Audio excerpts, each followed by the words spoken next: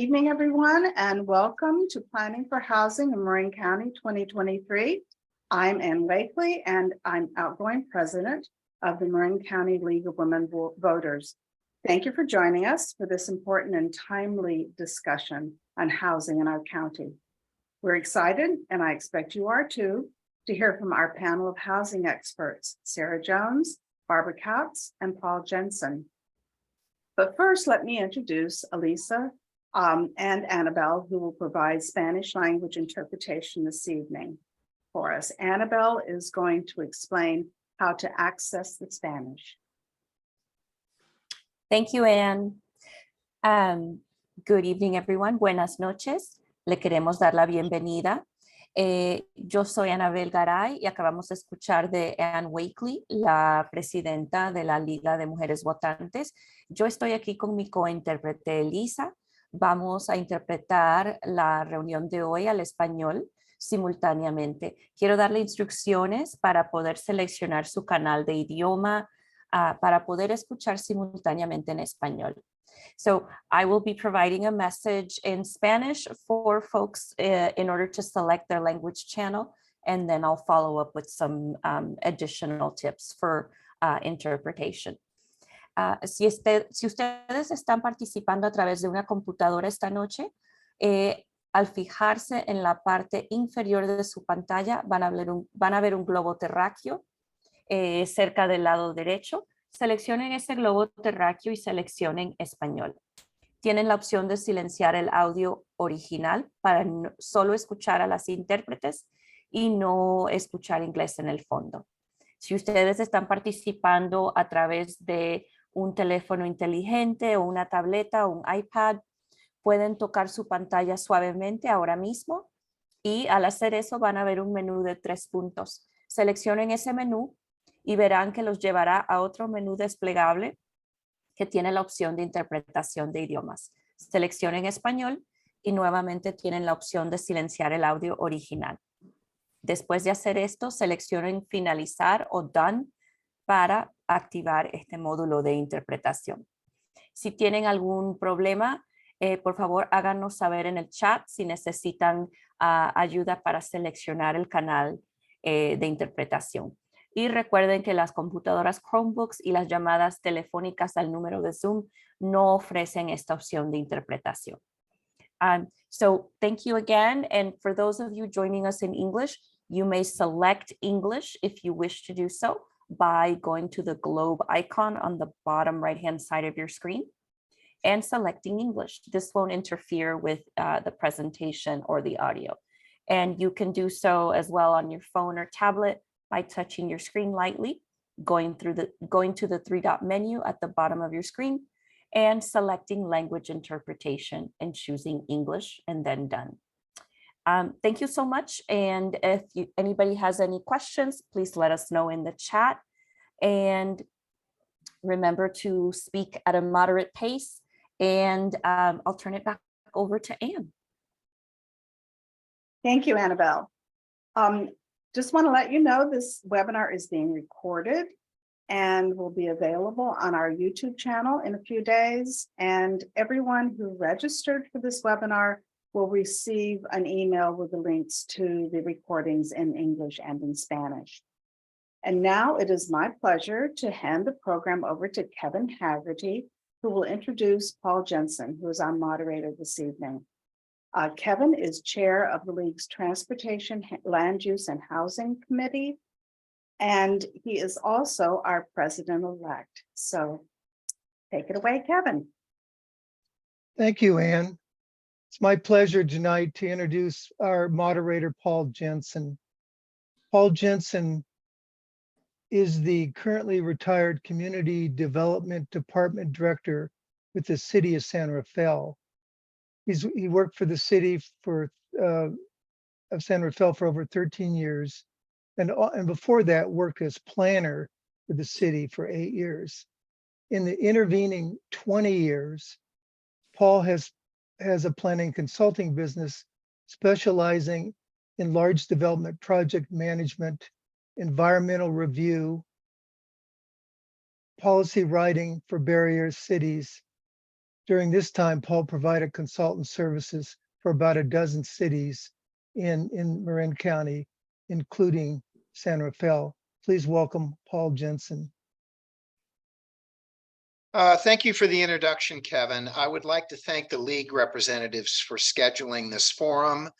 As Ann Wakely mentioned, the topic, which is planning for housing in Marin, is timely, and I'm so appreciative and honored to have the opportunity to participate this evening. What I'd like to do is I'd like to start with explaining the format and structure of this forum. Following my introductory comments, we will have a presentation from our two guest speakers. Each will speak for 15 minutes. Following their individual presentations, we have set aside about 20 to 25 minutes for a panel discussion among the two speakers, responding to a list of pre-prepared questions. And these cover key issues that have been raised on the topic of housing. We've also scheduled, following that discussion, about 20 to 25 minutes for questions and answers, which is your opportunity to participate.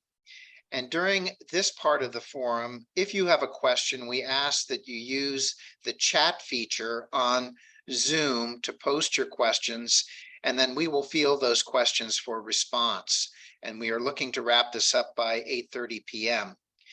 So moving on, I just want to cover the purpose of this forum this evening. Simply stated, the purpose is to educate and provide clarification on the relationship of housing and state housing laws with local planning, particularly with local general plans and other plans that are linked to a local general plan. And some context and background to start. Every county, city, and town in California is required to adopt a general plan, which forecasts and plans for the community's growth over a 15 to 20-year period. General plans are required to contain 9 elements, and one of the elements that is required is a housing element.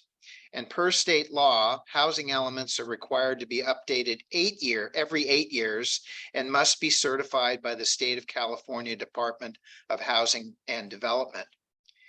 And for each of these 8-year cycles, the housing element must demonstrate compliance with the fair share of housing that is allocated to the local jurisdiction by the state through the regional planning agency. Our regional planning agency in the Bay Area here is the Association of Bay Area Governments.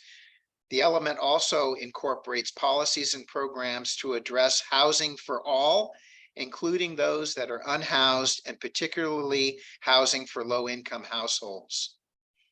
Although not mandated by the state, a general plan can also contain other supportive and supplemental plans under its umbrella, such as a specific plan, a community plan, or a neighborhood plan. These plans contain policies and programs that are specific to the interests and priorities of a local neighborhood or area. The Marin County General Plan, which is referred to as the Marin County-wide Plan, includes many supportive community plans, and you'll hear more about this in a few minutes. The housing and housing laws got complicated following the Great Recession. The phenomenon that's been referred to as the housing crisis surfaced following the Great Recession, when job growth outpaced the production of housing.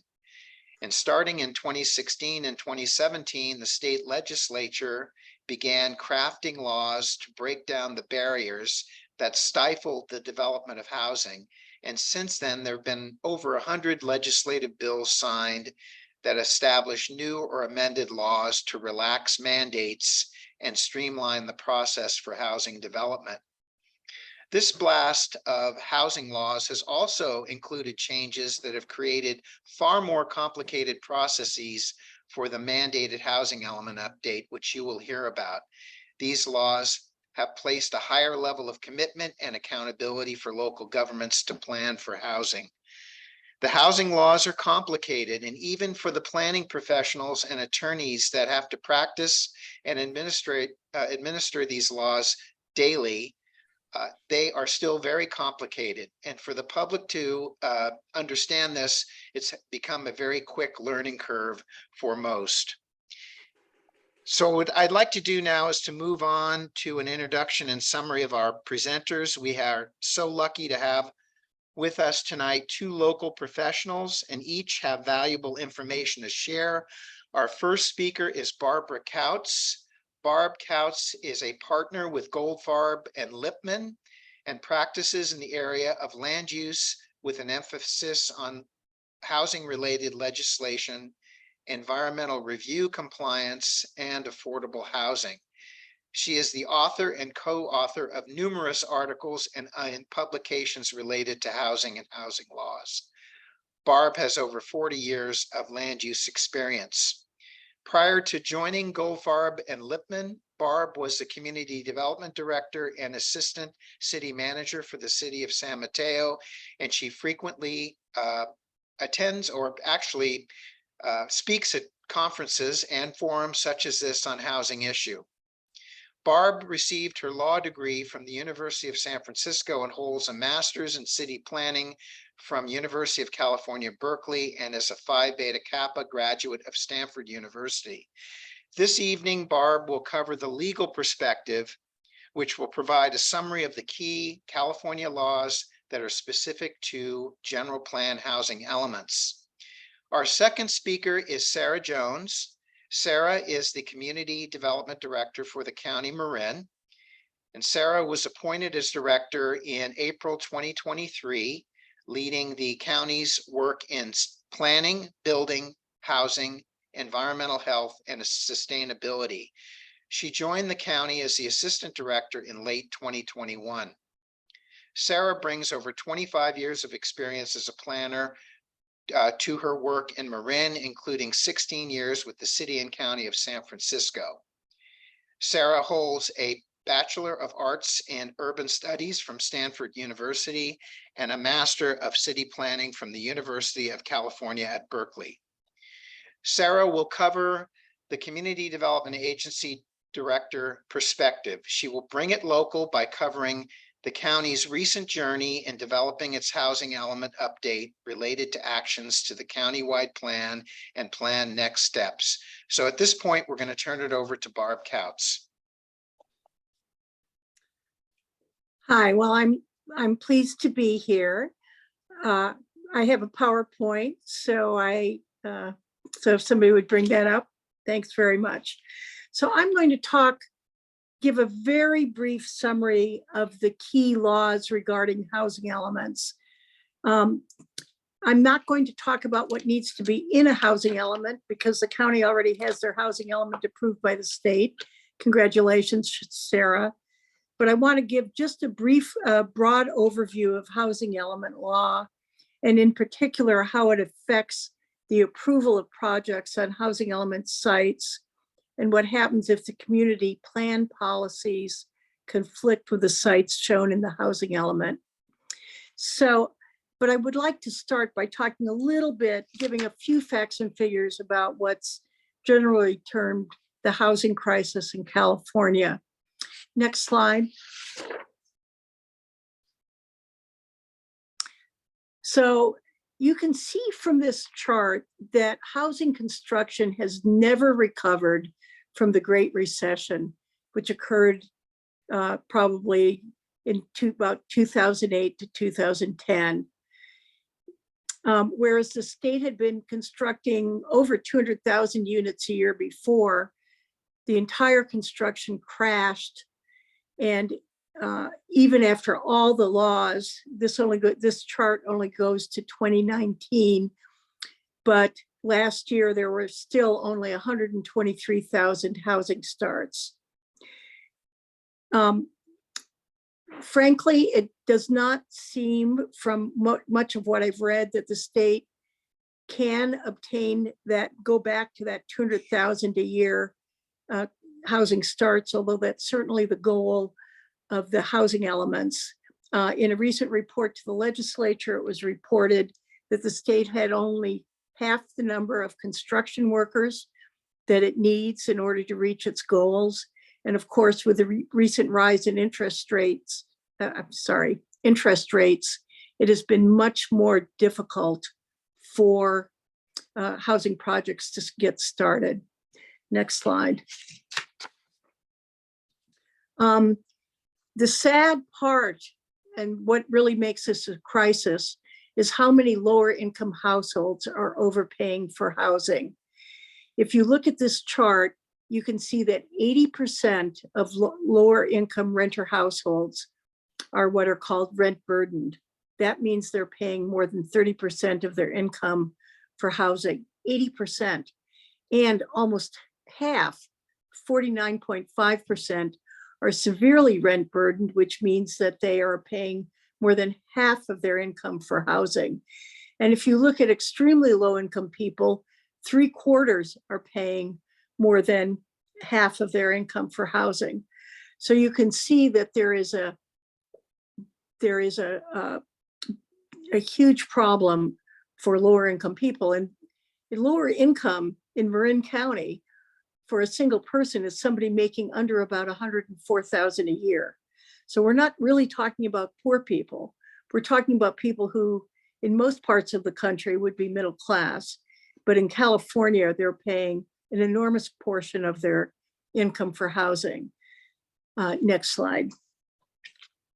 And one of the issues here is that this is really a reflection of rising inequality.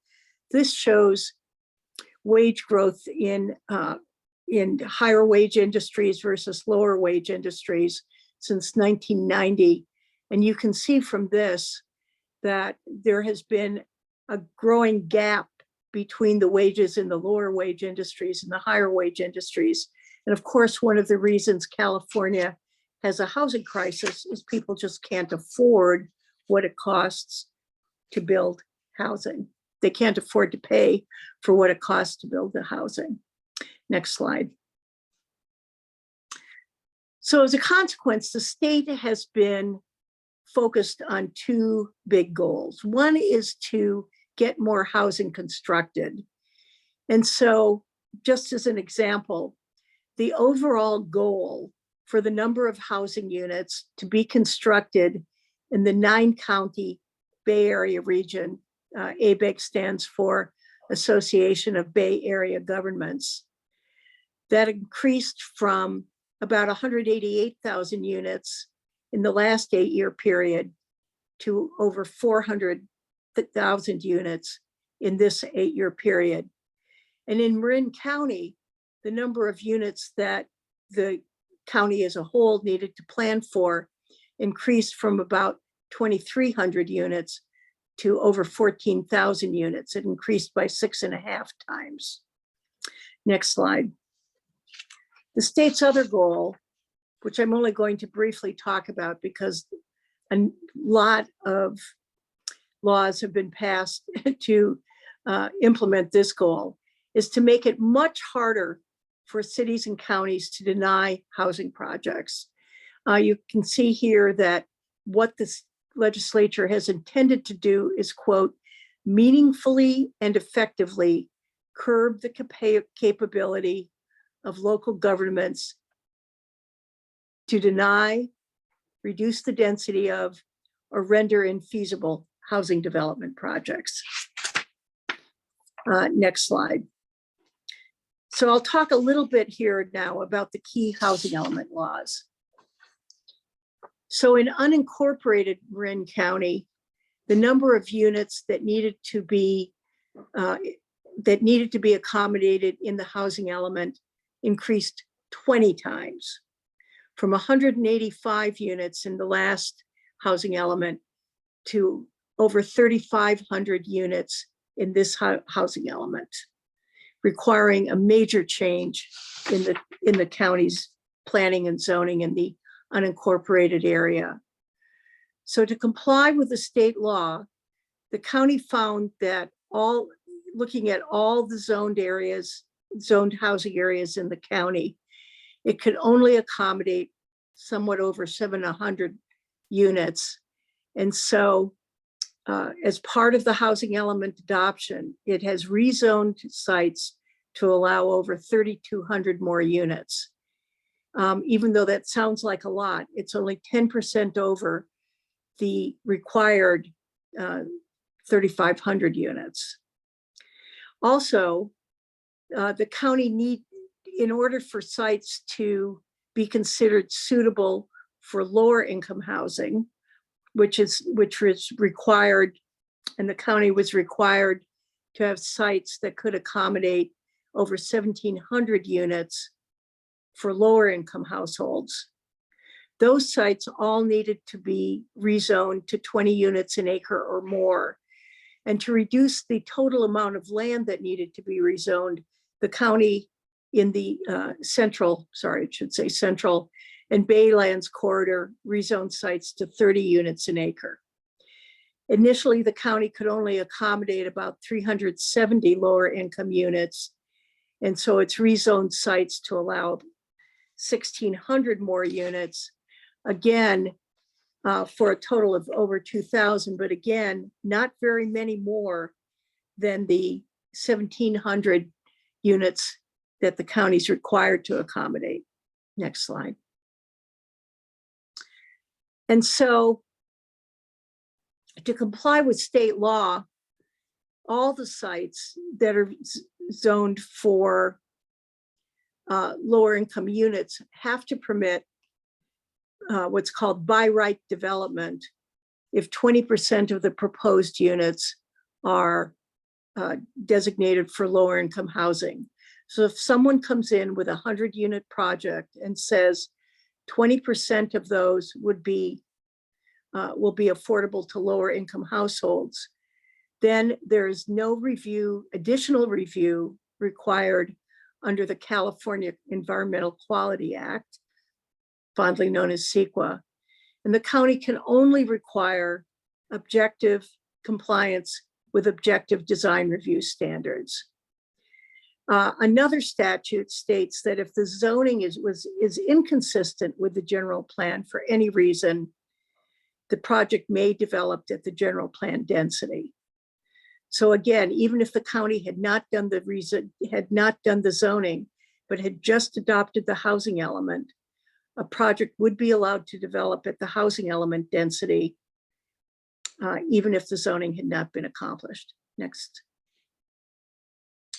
In addition, if the site is listed in the housing element and designated for lower or moderate income housing, if the project has 20% lower income units, again, a 100-unit project where 20 units are affordable to lower income households, the county can't deny the project because even if it were consistent with both the zoning ordinance and the general plan land use designation, including a community plan designation, if it's on a site designated for lower or moderate income housing, and it's consistent with the density in the housing element. And note here that under state law, let's say that the housing element showed the site for 100 units, but the project is eligible for a density bonus and proposes 130 units. That's considered under state law to be consistent with the density specified in the housing element. Next slide.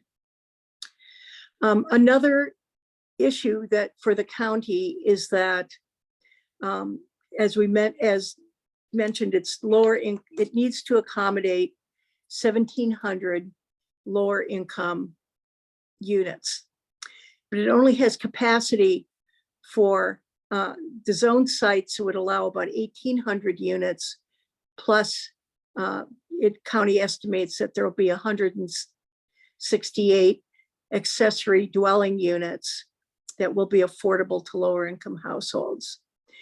If a project is shown in the housing element to be suitable for 100 lower income units, but the project itself only has 20 lower income units, the 20% that the county requires, then it's basically lost capacity once the project's approved for 80 units, for 80 lower income units. And if a number of these sites are developed at only 20% affordability, even though the county, even though they have the capacity to be developed at 100% affordability, then the county may need to find additional sites that can be zoned at 20 units an acre in the future. So there is huge pressure on the county to develop lower income units and to, and to maintain the capacity for the number of units that it has in the housing element. Next slide. There are a lot of other state laws that limit local control, and there's not time to go through them in this presentation. And I've just indicated the significant provisions of each of these. The Housing Accountability Act does not allow cities to deny or reduce the density of a housing project if it complies with all objective standards. Density bonus law allows density increases of 50% for a mixed income project, 80% or even unlimited for an affordable project, and allows projects to have unlimited waivers of county development standards. Waivers for things like height, setbacks, coverage. SB 35 requires staff level approval based on objective standards. The county, recently had to approve a project in Marin City, which received a lot of publicity. Two bills now allow housing in commercial zones, subject to a SB 35 staff level review. And SB 330, which was a fairly comprehensive bill, but one of its prime provisions is allowing something called a preliminary application, which freezes development standards as of the date it's submitted. Next slide. I'm going to talk very briefly about consequences of noncompliance. Next slide. HCD, the Department of Housing and Community Development, and the Attorney General have very large enforcement staffs, which seem to be getting broader and broader authority. They often issue notices of violation if they're unhappy with what cities do. And the Attorney General can act independently and has acted independently of HCD to sue cities. Next slide. There's a lot of active third-party litigants. Generally, if they're unhappy with something a city is doing, even if the developer sues, they may jump in and sue the city as well.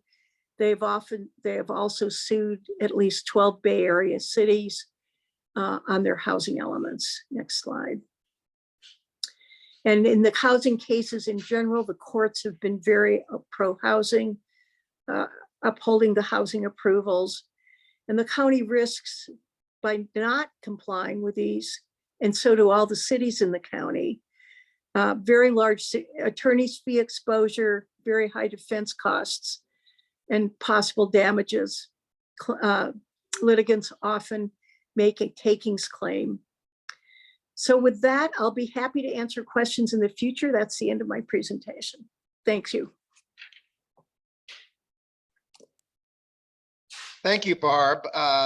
By the way, if anyone has any questions about Barb's presentation, feel free to put them in the chat box and we will review them during the question and answer phase. Now we're going to move on to Sarah Jones. Hi, Sarah. Hi, Paul.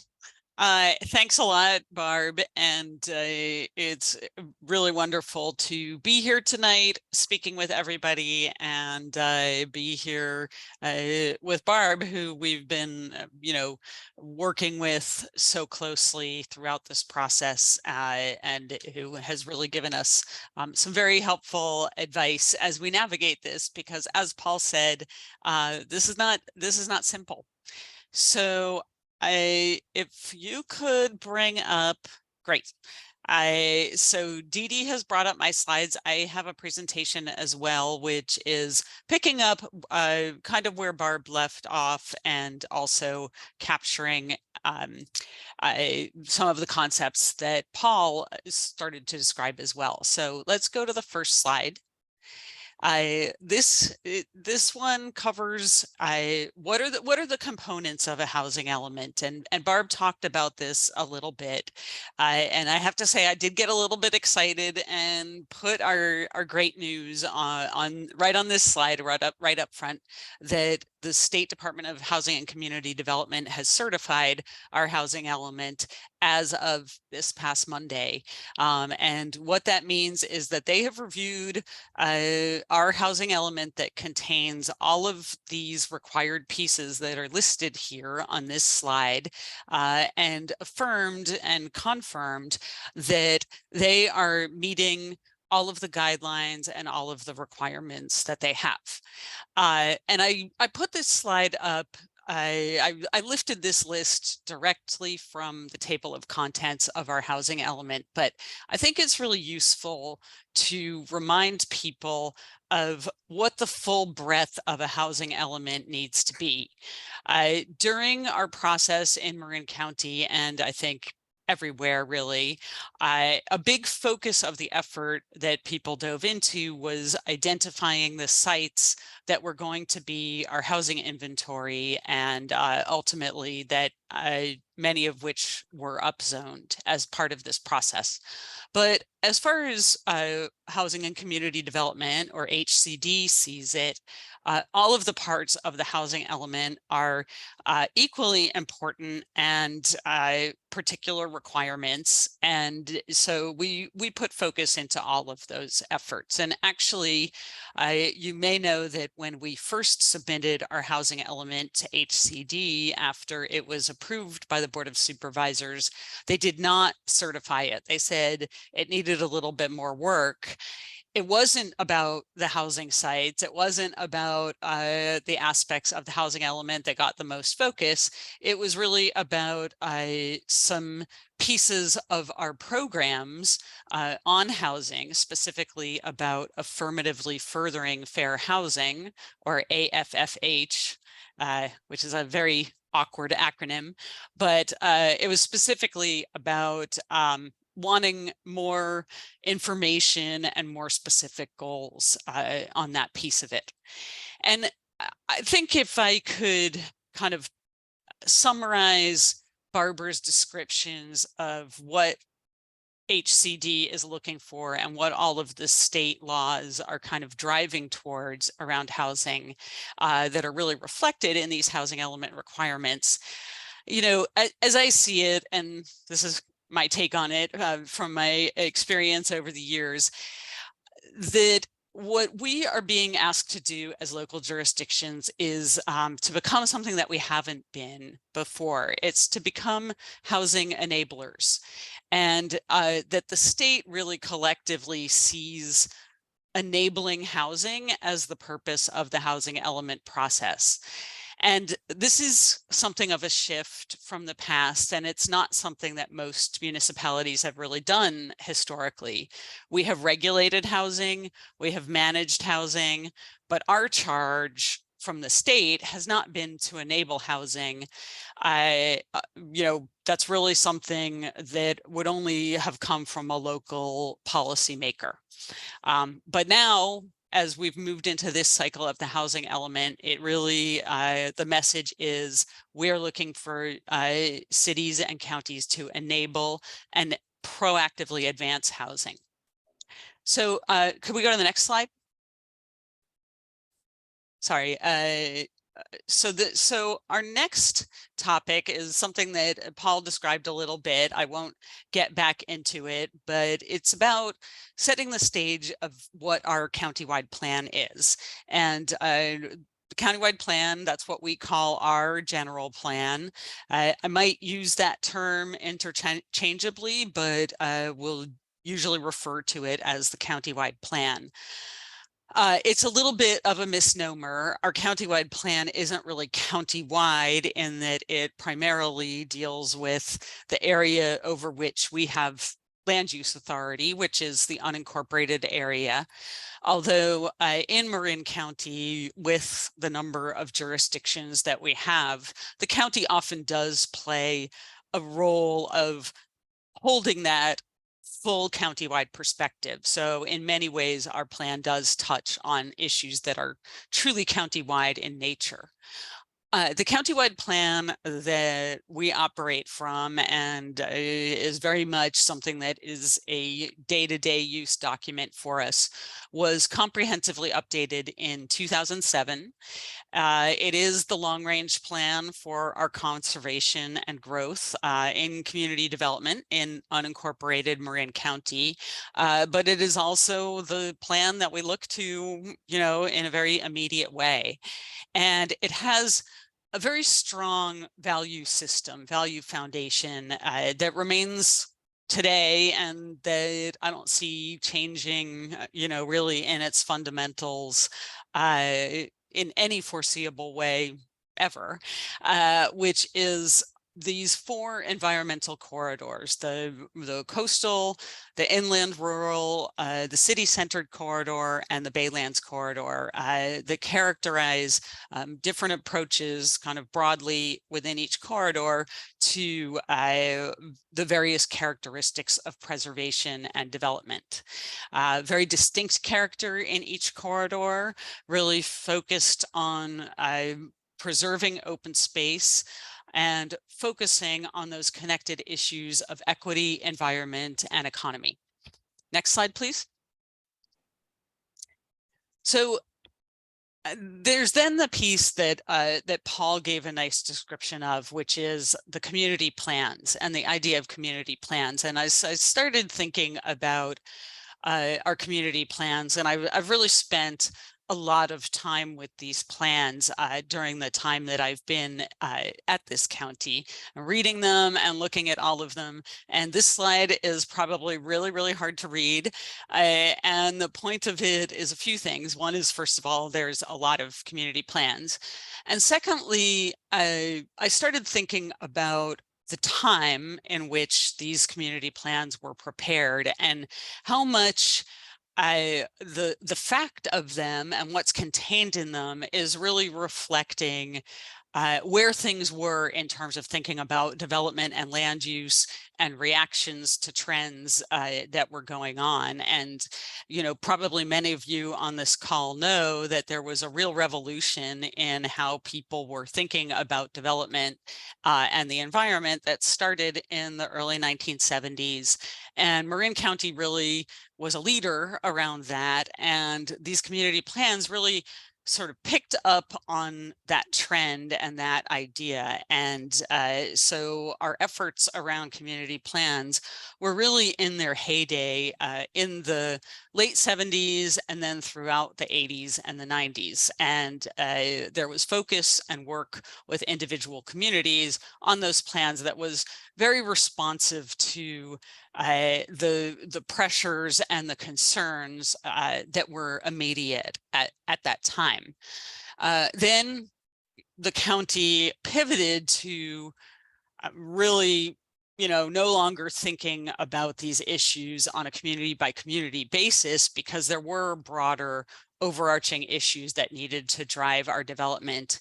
And that really got pulled together and articulated in that countywide thinking through the 2007 update to the countywide plan, which was a behemoth of an effort, which I think many of you on this call were, participating in perhaps quite actively. And then, so the community plan work kind of was pivoted away from at that point.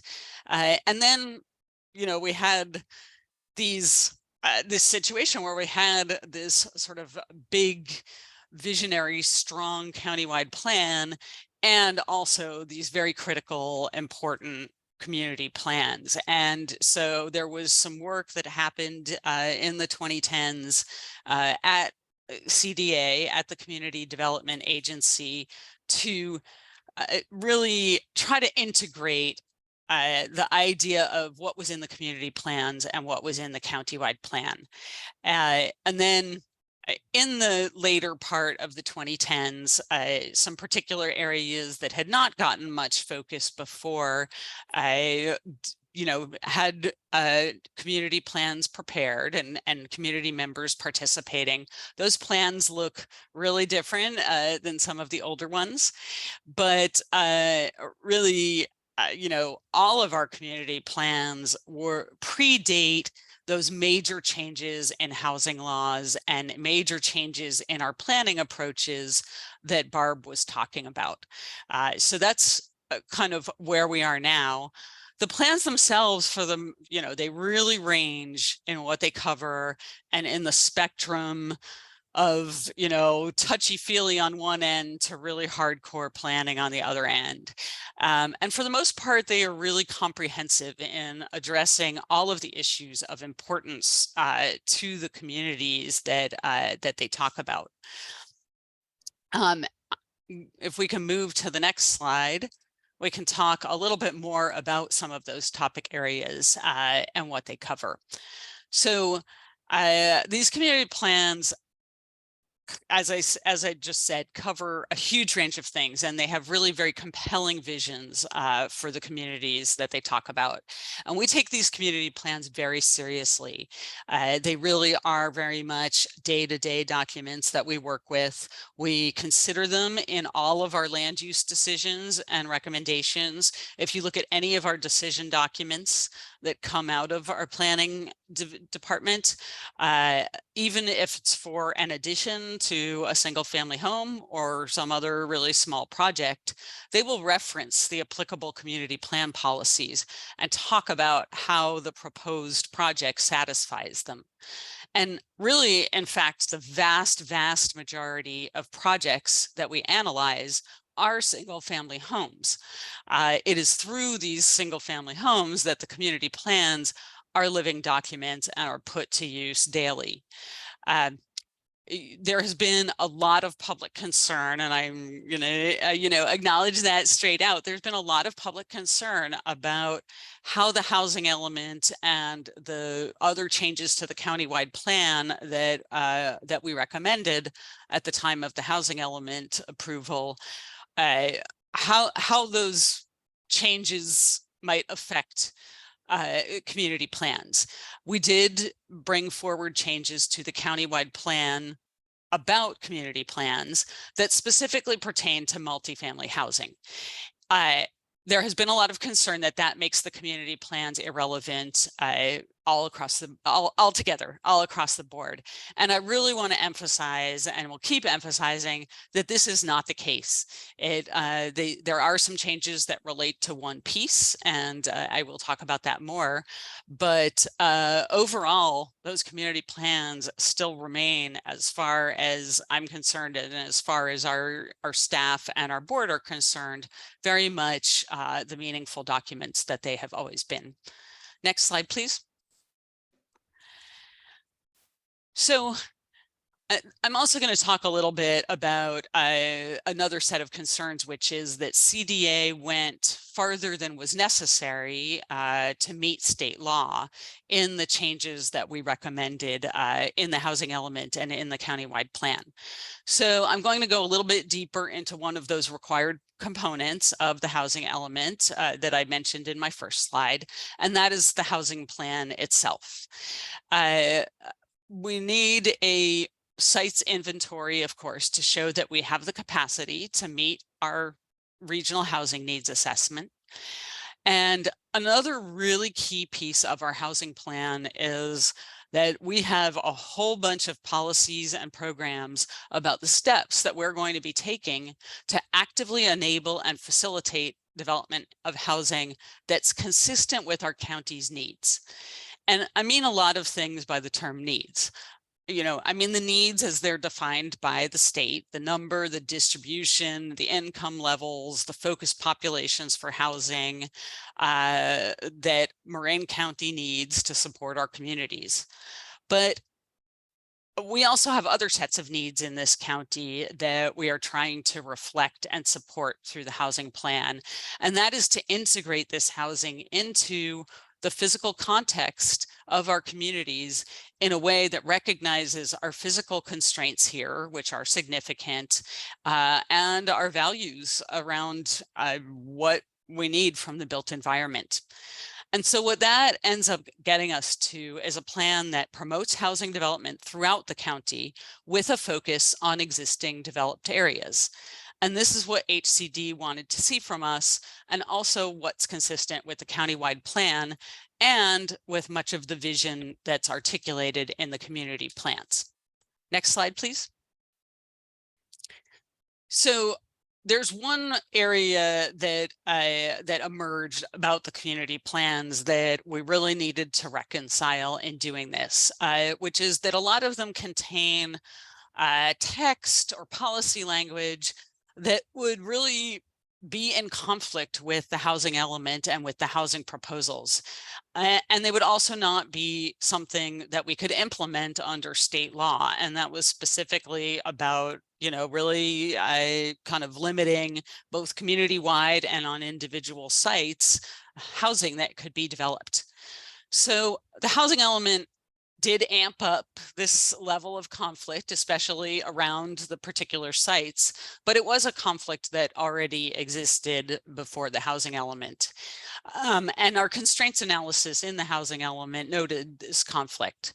So when we brought the housing element forward, we also brought forward other recommended changes to the countywide plan to remove these constraints and address the policy and regulatory conflict.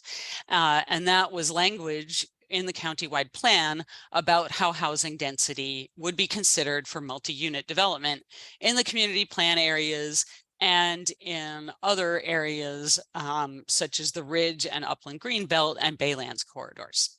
So that's kind of the perspective on those changes that we made. And now I'll move to the next slide and step back a little bit and talk more broadly about how we are going to be approaching housing proposals under our new planning and policy documents. And we really have a whole range of types of housing and types of housing programs to be considering. It's really a comprehensive effort. It's not a single faceted strategy. And under this housing element, we'll be engaging in a whole variety of strategies around all angles of our housing supply. Of course, accessory dwelling units are a really important piece here that is one of the focus areas for our affirmatively furthering fair housing work. Looking at sort of small scale urban infill, as well as these larger proposals around multi-unit and mixed use development. We're also looking into what's happening with existing housing, preservation of existing housing and making sure that it remains as housing, protection of tenants within existing housing and making sure that they have fair opportunities to housing.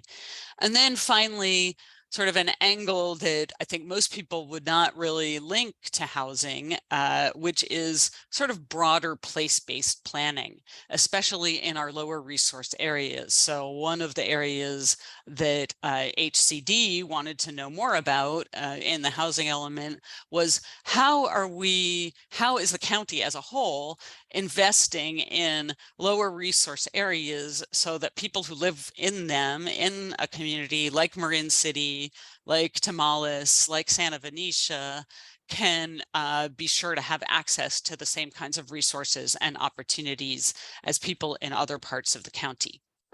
And the next slide. I'll now go back and drill down a little bit to the work that we're going to be doing around review of proposed new housing. We have, through the housing element, established what's called ministerial review on inventory sites. That is a wonky term that essentially means we evaluate proposals based on compliance with our established codes and standards, but are not approaching them as a discretionary decision where you say, well, you know, the project might meet the standards, but we still don't, but we still have issues and want to see some changes to it.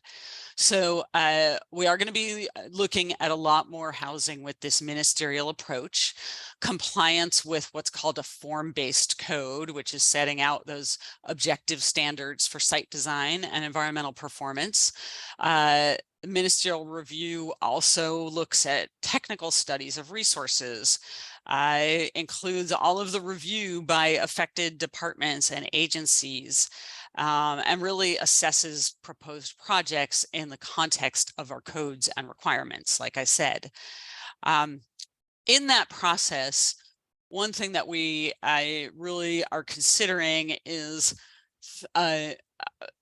what are the strategies that we can put in place to, first of all, make sure that people are aware of proposed projects, but also make sure that we are hearing what we need to know from communities about what might be going on with a site, or what the conditions are, or what the context is, so that we can accurately assess if a project has what it needs to meet our requirements.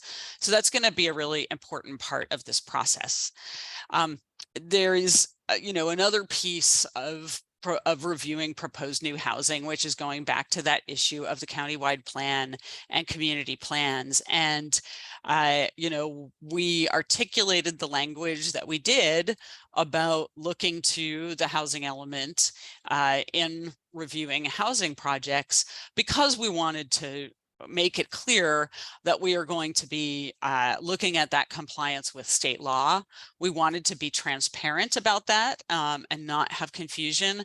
And we wanted to remove the barriers that community plans potentially create.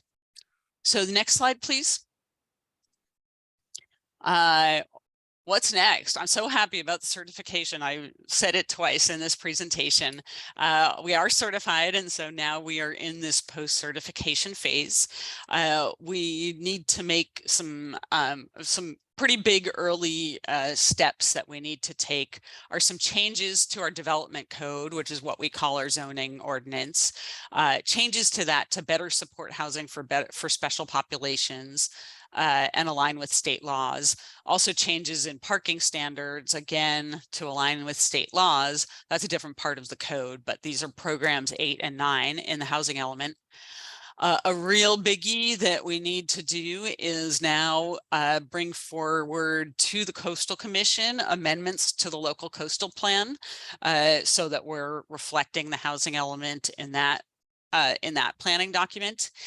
And then, a lot of other programs really focusing a lot, for example, on supporting people wanting to put in ADUs. And then we will be initiating a community plan revision for Marin City.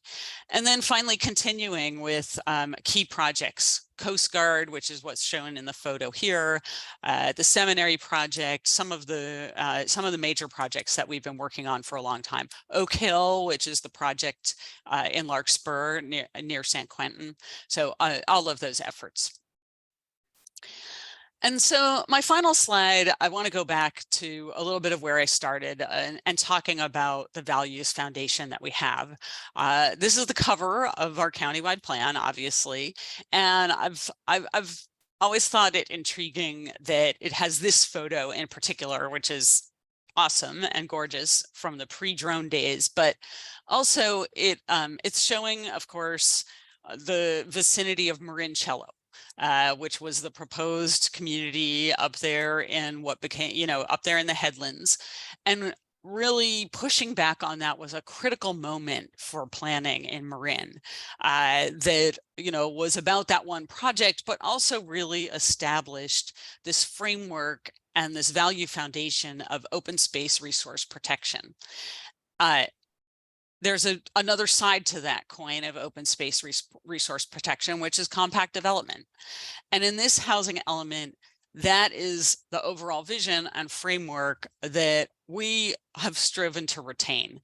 And bringing that framework into this new housing element scenario and into this new world of housing element requirements, it will mean potential change on community levels, but it is bringing forward also, we feel, a consistent purpose on our county-wide level.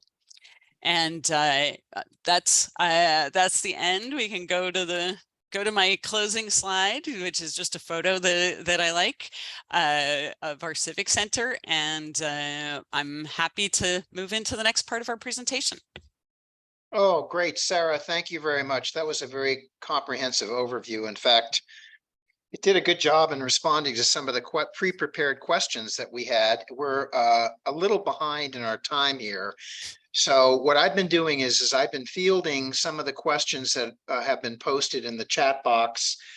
And we will scale back some of the pre-prepared questions and perhaps focus on those. However, I do want us to touch on a couple of pre-prepared questions which overlap with some of the questions in the chat. And one, first of all, if you could, and this is Sarah, this is for you, by the way, congratulations. Again, you guys did an awesome job on the housing element. I've said that many times to a lot of people.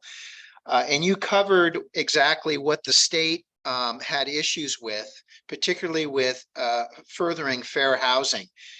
And you had indicated that you guys did a lot of work on that part of the housing element. Can you share some of the examples and programs that you've included in the housing element to further housing? Just a couple of examples. Sure. So the programs that we put in that are really specifically around the concept of affirmatively furthering fair housing cover sort of the two main areas of this. The whole idea of the furthering fair housing notion is that you are increasing the opportunities for people to live in communities that have a lot of resources, a lot of, good schools, services, jobs, commercial opportunities, that you can get what you need there. And so some of the things that we did on that front were both, kind of shaping our programs around accessory dwelling units to help make sure that they can be developed in some of our higher resource neighborhoods, that they're not just making it easier in some parts of the county, but not in others, like in, more commercial areas. And then also, a lot of focus on some of the issues of fair housing, specifically around making sure that people are aware of and cognizant of, and landlords are aware of and cognizant of fair housing laws and requirements, and making sure that people aren't being barred from housing units on the basis of race or any other, any other characteristic.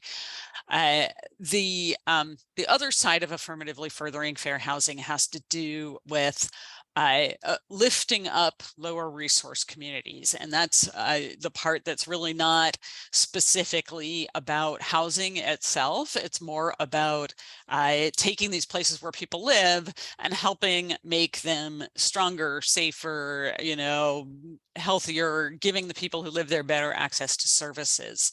And so that's something that really includes the entirety of the county. And so we, kind of memorialized within the housing element and made that link to support the investments that the Department of Public Works is making, that Parks is making, that libraries are making. And in that way, by putting them in the housing element like this, it's going to help us as we position ourselves in our community planning efforts and in our efforts to seek funding for projects that we have made this link with this very important state goal. Great, thank you. Another question that's come up in the chat box that was also a pre-prepared question is to talk a little bit more about the county's by right and ministerial review process. that addresses both multiple family residential development under SB 35. And also in the chat box, I noticed several have brought up about lot splits in single family areas, multiple units in single family areas under SB 9. And by the way, for everyone that's involved here, by right and ministerial review are one and the same. And I know that the county has adopted some follow-up ordinances to basically establish that process. So if you can explain a little about that, and if there are any pipeline projects that you're aware of right now that aside from the Drake Avenue project in Marin City. Yes, I think I'll let so I'll start with saying we don't have other projects on the horizon that we're aware of that would be by right under SB 35. We have received some applications for lot splits. I think just lot splits. I don't believe we've received applications for duplexes under SB 9. Those are both state laws that are applicable in specified areas. So there are big swaths of Marin County that are not where, you know, a property owner cannot use one of those laws to get by right approval.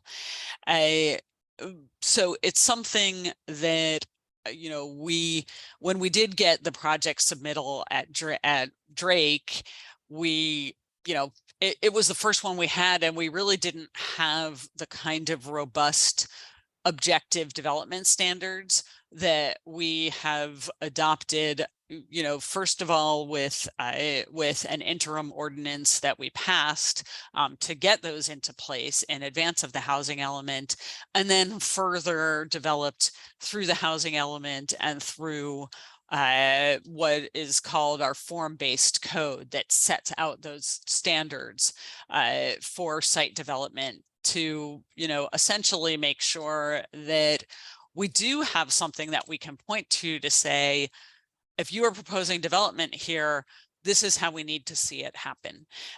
But, you know, there are sort of two big differences when it comes to by right or ministerial review.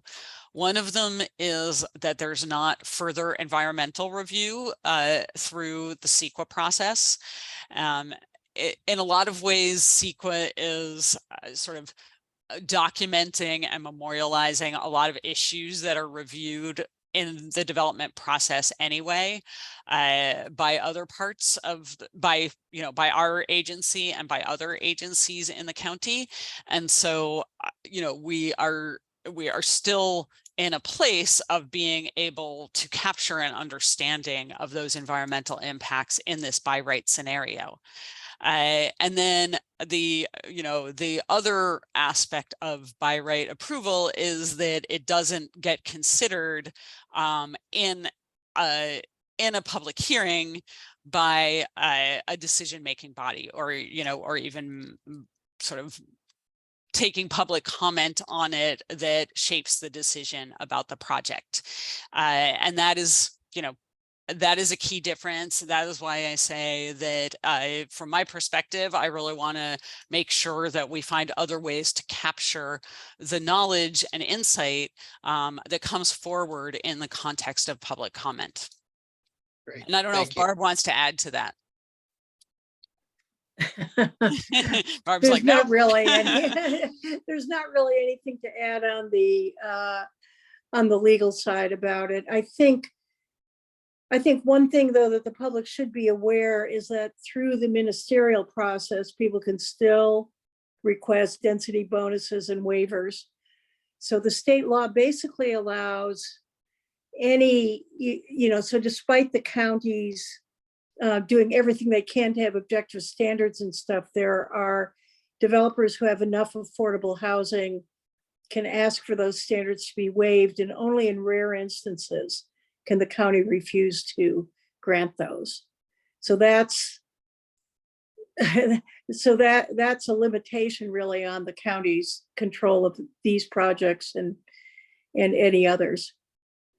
Good. Yeah. Yeah, thank you. I think that was a great explanation. And on on this particular topic of by right and ministerial review, there's a question, a related question, an interesting one in the chat box that perhaps maybe Barb can weigh in on, because I think it's really more of a legal question. And it says, does this ministerial review get overturned by the builder's remedy and density bonus laws?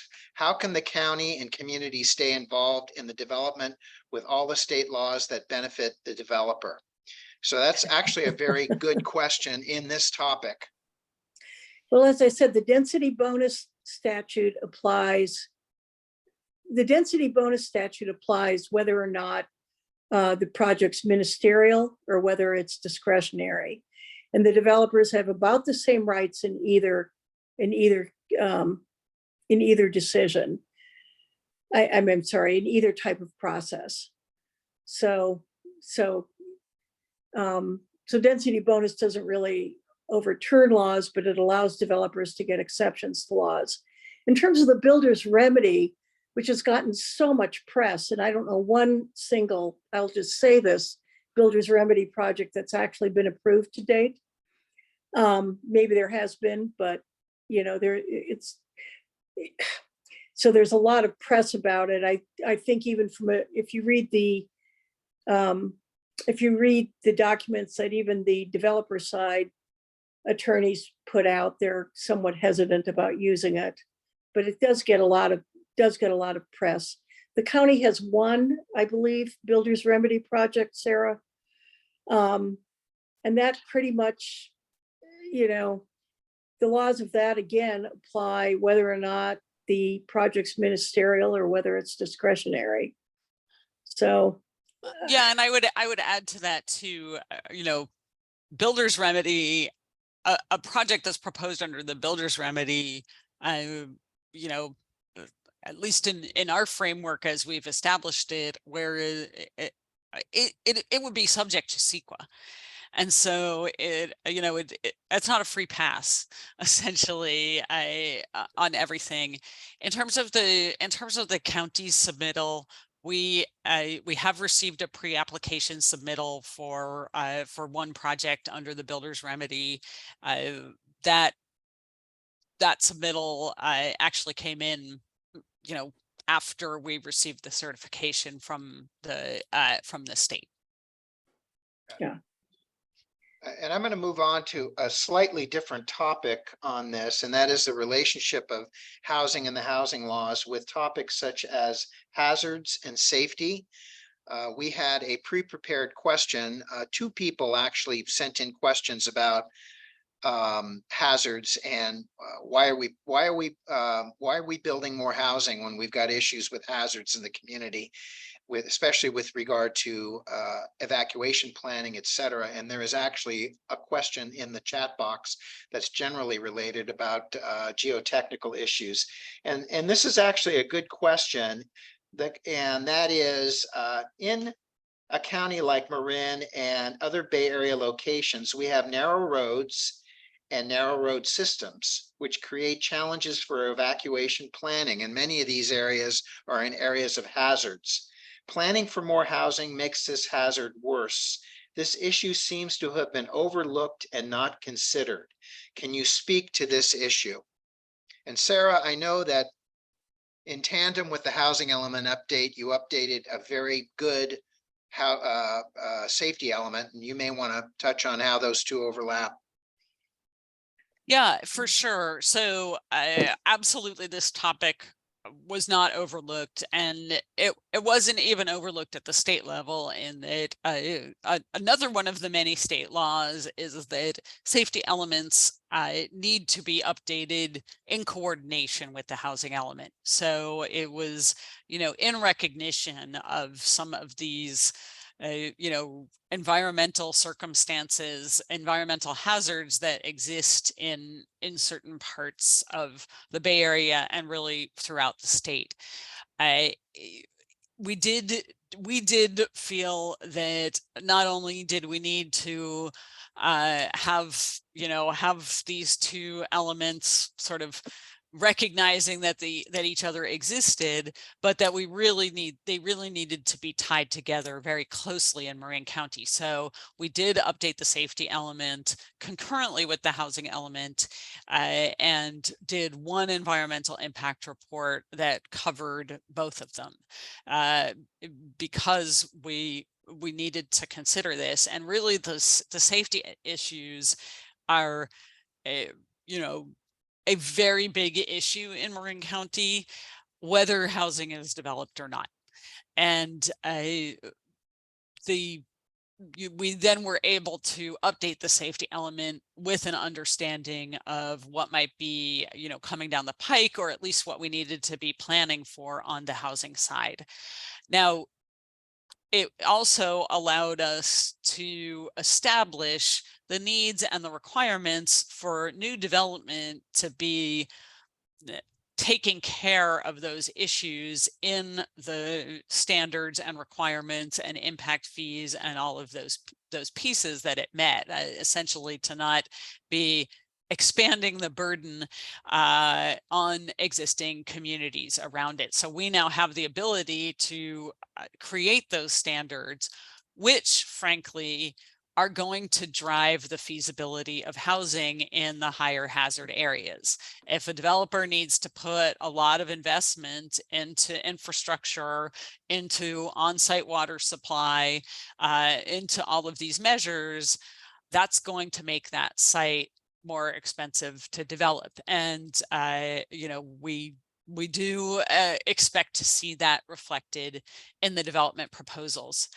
Something else that we learned in the safety element process was that the infrastructure and the situation of roads and the ease of individuals taking whatever steps they would take around evacuation, that is something that is only one piece of what our emergency response efforts need to be. And so there's a lot of programmatic aspects to our safety element that are really, really important and critical parts of our work.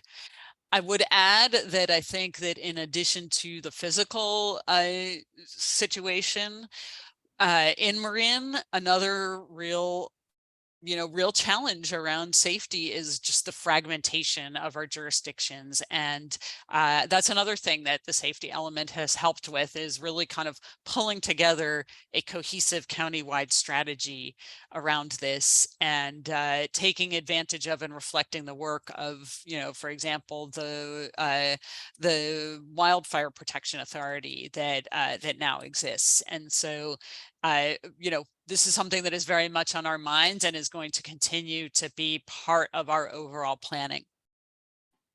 Yeah, and I know you're speaking on behalf of the County of Marin. I just want to make it clear that the safety element is another mandatory element for the general plan statewide for all cities, towns, and counties. So this is not exclusive to the County of Marin, and each city, town, and county is going to have to do the same thing. And I would like to also note that in looking at the by right laws by the state of California, there are certain provisions in there that exclude certain areas as being eligible for by right review because they're in a hazard zone. So in some respects, those issues are addressed under those laws as well, so that you don't put housing in some of those areas that would be exempt from environmental review. I have one more question, and then I would like us to go to a handful of the questions that are in the chat box, and it has to do with community plans. And that is, thank you for sharing, Sarah, and noting that the county has 20 plus community plans, and they range in size and type, et cetera. And the question is, if a community plan is developed or an existing community plan is updated, what is the process for that update? How does the community get involved? And is the public process any different than it would be, let's say, for what you just went through with the housing element update? It would be a robust community process. Let's start out with that. You know, there's not a formula to exactly what the community engagement would look like for any planning process, because it needs to be something that is shaped to and making sure that we are you know, truly reflecting and amplifying the interests and needs of the community involved. We would be making a very broad outreach effort that, and the outreach would kind of be a big piece, or not really outreach, engagement, and working directly with the community would be sort of the bulk of the planning process. And you know, I like to work with a community as sort of that's the core of the expertise really in a planning effort.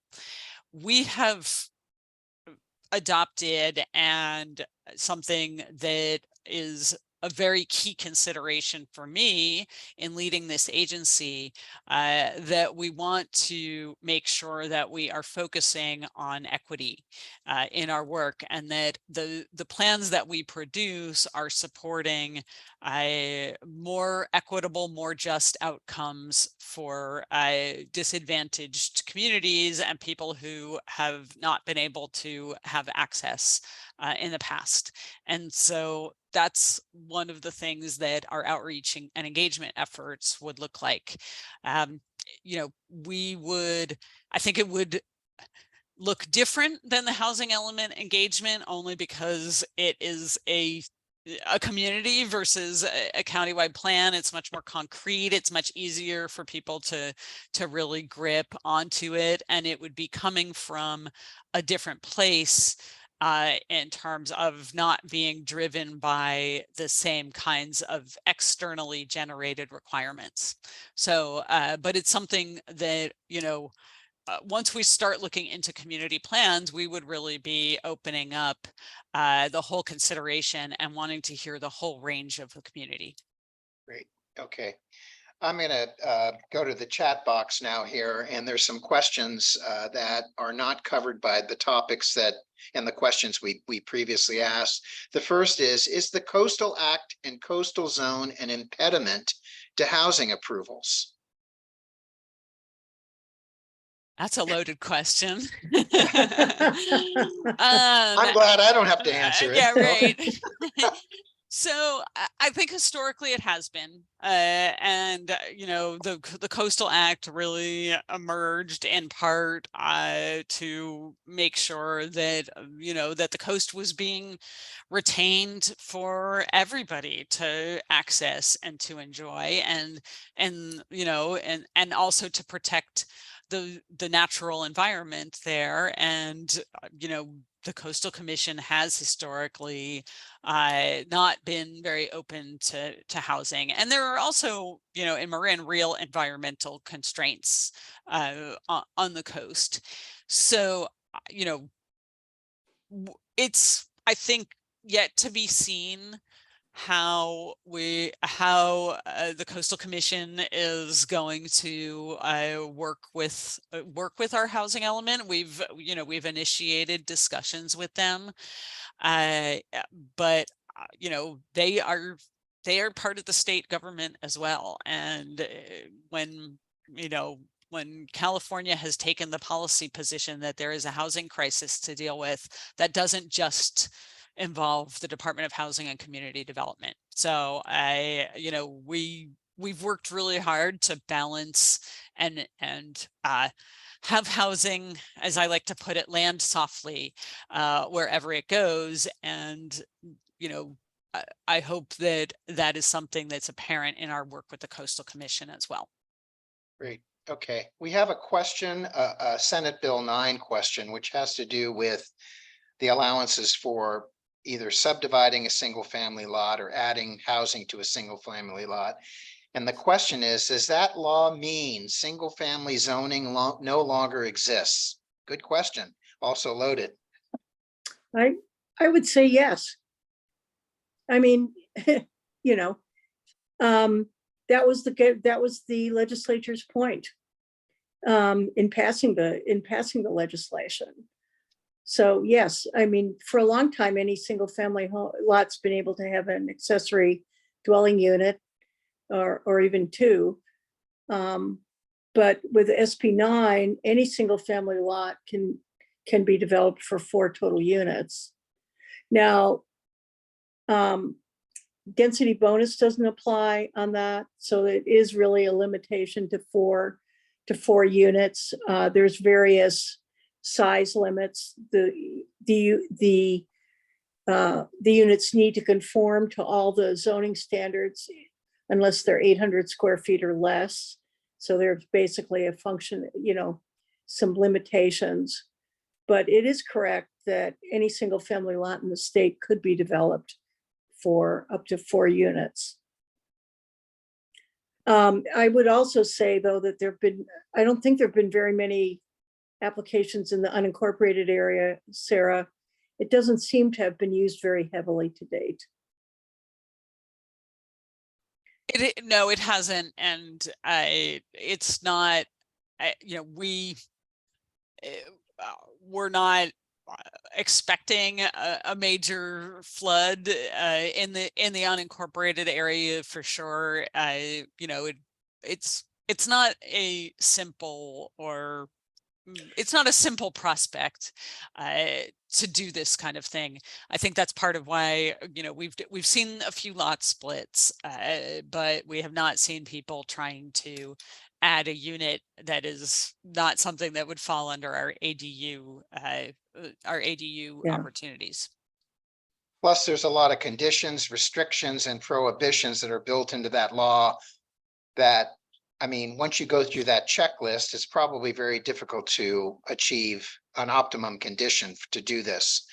So I do know that is it the Turner Institute at UC Berkeley? I can't remember. They had predicted that a very low percentage of properties in California would either take advantage of this or would qualify.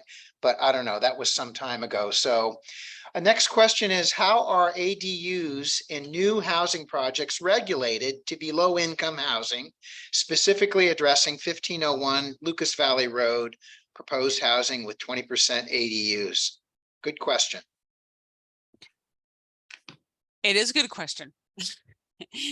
And we have only received a pre-application for that. Our inclusionary housing requirement, our inclusionary zoning requires that the units be comparable units. And so there's a lot of questions around a proposal that is putting forward ADUs, or even in this case, junior ADUs as the inclusionary units with single family homes. Yeah, most ADUs that count as lower income housing are not deed restricted.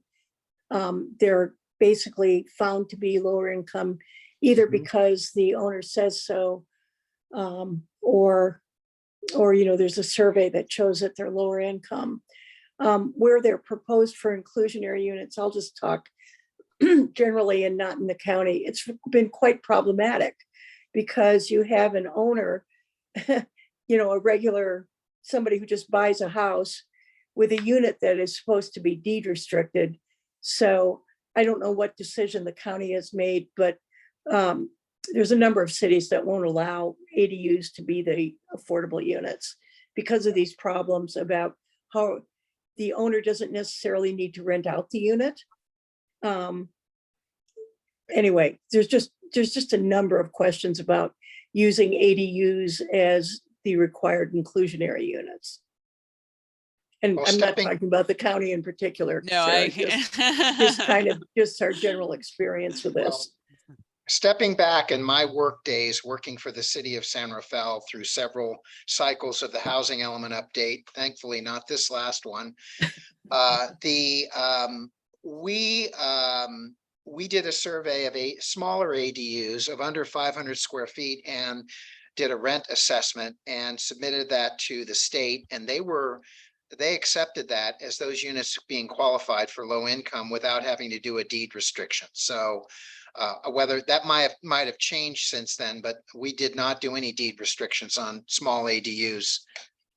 Yeah, that's been that's, They were affordable by size. yeah, there's two issues. One is when they're trying to satisfy the county's inclusionary requirements, which require deed restrictions, and also require that the units be rented out regularly and so forth. That's one issue. But in terms of just people building ADUs and they're being affordable, that's a different issue, because then they're not usually deed restricted, rarely deed restricted. Okay, well, we've got, I think we've got two more questions and we'll wrap it up because it's 8:26. And these are pretty simple questions.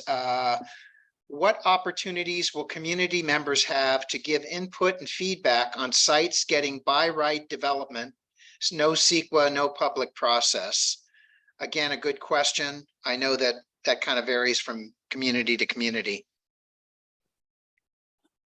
Yeah, and that's going to be what we are defining in our procedures for our what we're calling housing compliance review application, which would be basically the by right application, which is, you know, two things. One is just how are we going to let people know what's going on, and then also, you know, what I am kind of preliminarily envisioning is that it's really important to get that perspective and input, particularly at the beginning stage of a project, so that it doesn't get really far down the road in our review and there's something that that we weren't aware of that's a community issue. You know, it's from people who live there that you hear about, you know, what floods where and when,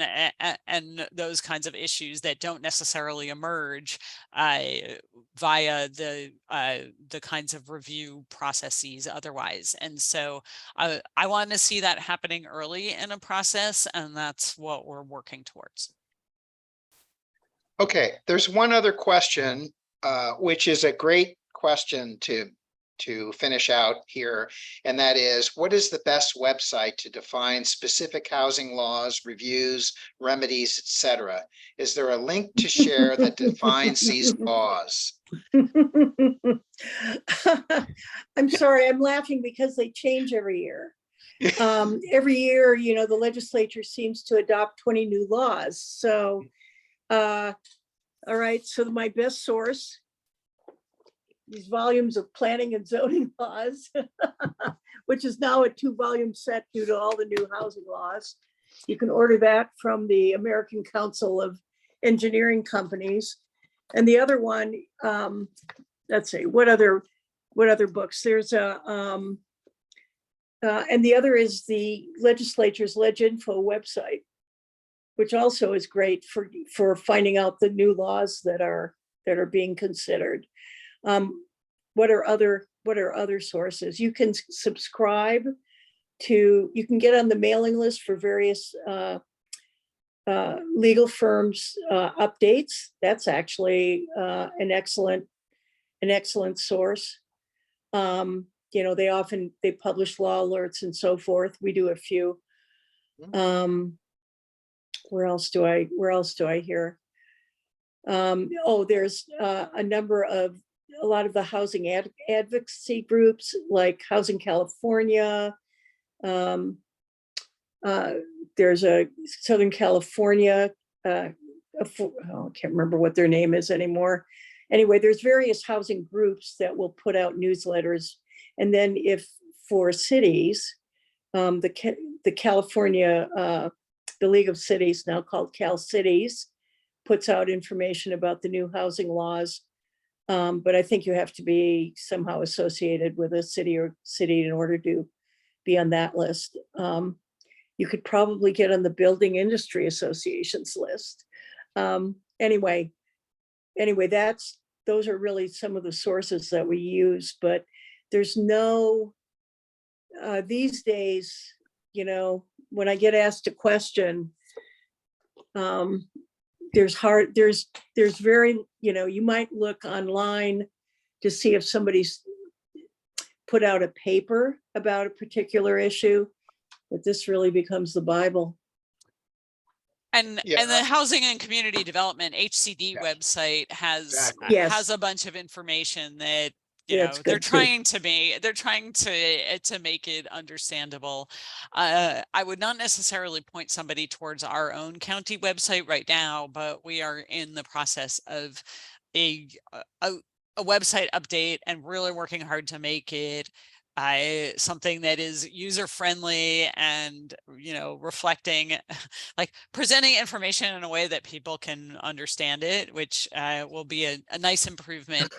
But I think if I could make a suggestion, I know that League of Women Voters is going to be sending out a follow-up email, and maybe we can brainstorm some links that that go into that email as well. Yeah, in fact, I'm happy to participate in that effort. I came across an awesome website that explained Senate Bill 9, and that was the question that was raised by the one person in the chat box about lot splits and adding multiple units on a single family lot. It's a terrific resource. So at this point, thank you, Barb. Thank you, Sarah, for your presentations. I'm going to turn it over back to Kevin. Thank you. Thank you, Paul. On behalf of the League of Women Voters of Marin, I want to first thank you, the audience, for choosing to spend some time with us this evening to learn about this important topic.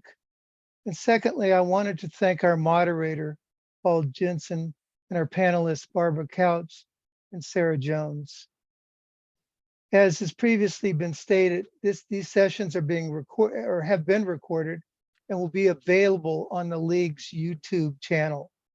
Anyone who is registered for this event will receive an email with a link to that recording. And finally, if you enjoyed or found this forum informative, I would encourage you to share the recording link with others. Again, good night, and we look forward to the League looks forward to remaining in touch with you. Thank you.